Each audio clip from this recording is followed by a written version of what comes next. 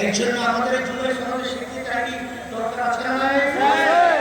আমরা ওসব বাকির কাজ ফাঁকি বাকিটা কি বুঝি না।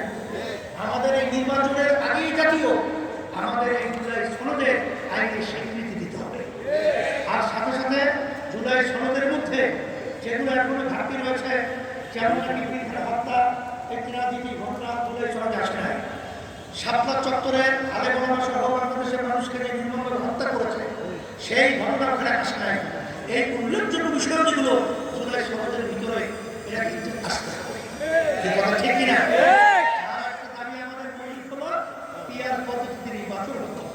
পিআর পদ্ধতির নির্বাচনের মাধ্যমে ফ্যাসিস্ট চরিত্রের সরকার তৈরি হওয়ার সুযোগ থাকে না, এককভাবে ক্ষমতায় যাওয়ার সুযোগ থাকে না, এবং প্রতিটা ভোটারে ভোটের মূল্যায়ন হয় এবং এই বাংলাদেশের ভিতরে সমস্ত রাজনৈতিক দলের প্রতিনিধি সংসদে থাকার সুযোগ তৈরি হয়।